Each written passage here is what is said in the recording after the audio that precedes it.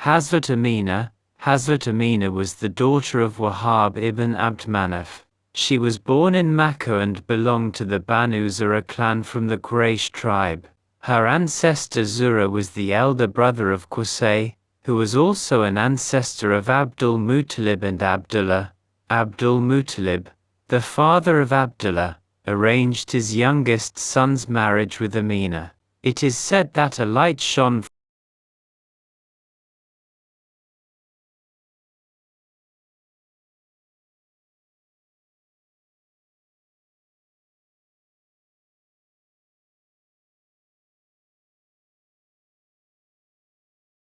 youngest son's marriage with Amina.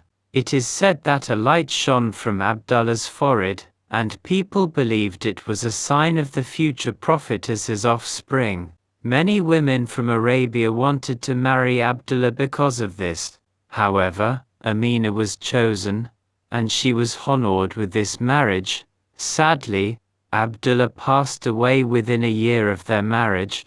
He had gone on a trading trip to Syria, and during his return journey, he became sick and died in Yathrib.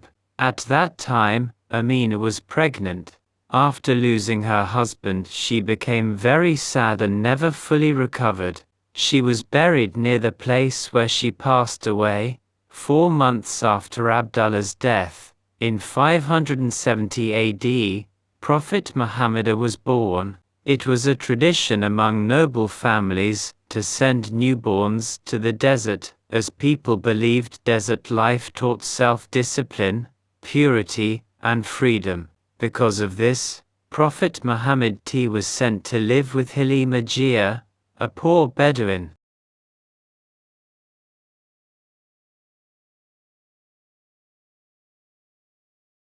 Woman from the Banu Sa'd tribe, who nursed and cared for him. When Prophet Muhammad was 5 years old, he was reunited with his mother, Amina. She took him to Yathrib, Medina, to meet his extended family and stayed there for a month. On their journey back to Makkah, when they were only 23 miles away from Yathrib, Amina became very sick. Feeling weak, she rested her head on her son's lap while Prophet Muhammad held her hands. She looked at his face and passed away after giving him some final instructions. This happened in 577 AD. Hazrat Amina was buried in Abwa, a village between Makkah and Medina. A nurse, Umayyamen, and Abdul Muttalib then brought young Muhammad back to Makkah. Years later, Prophet Muhammad visited his mother's grave. In the 6th year of Hijrah, during the Treaty of Hudaybiyah, he passed by Abwa again. With Allah's permission, he visited her grave and cried out of deep emotion. Seeing his tears, his companions also began to cry and asked, "O Messenger of God, why are you crying?" The Prophet replied, "Remembered the love and kindness my father showed me."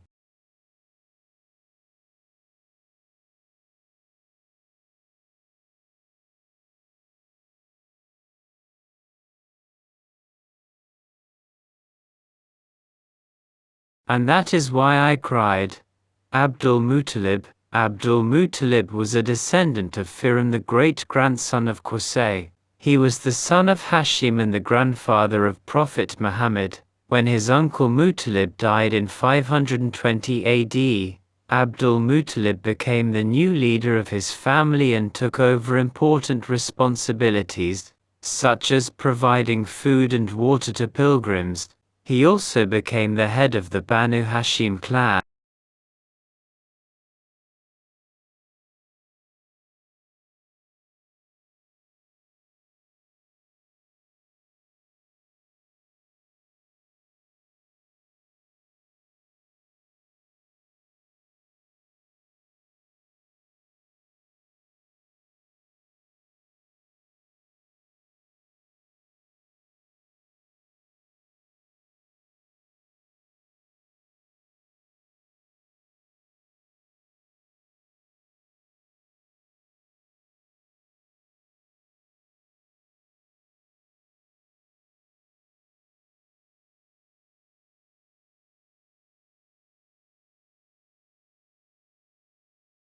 Abdul Muttalib.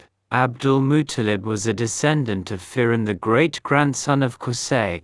He was the son of Hashim and the grandfather of Prophet Muhammad. When his uncle Muttalib died in 520 AD, Abdul Muttalib became the new leader of his family and took over important responsibilities, such as providing food and water to pilgrims. He also became the head of the Banu Hashim clan. He was the custodian of the Kaaba, meaning he took care of it and served the pilgrims who came to worship there. Abdul Muttalib rediscovered the well of Zamzam, which had been buried and lost for many years. He had 6 daughters and 12 sons. His son Abdullah, the father of Prophet Muhammad, was very dear to him. When Abdullah was 25 years old, he married Amina. Soon after his marriage, he went on a trading trip to Syria. On his return, he stayed in Yathrib, where he became sick and passed away.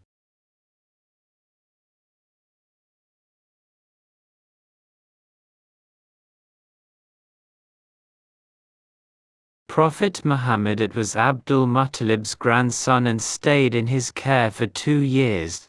It was Abdul Muttalib who gave him the name Muhammad. The year Prophet Muhammad was born is also called the Year of the Elephant, because it was the year when Abraha, the ruler of Yemen, tried to attack Makkah with his army of elephants. When Abraha's army approached Makkah, Abdul Muttalib went to him to ask for his camels back.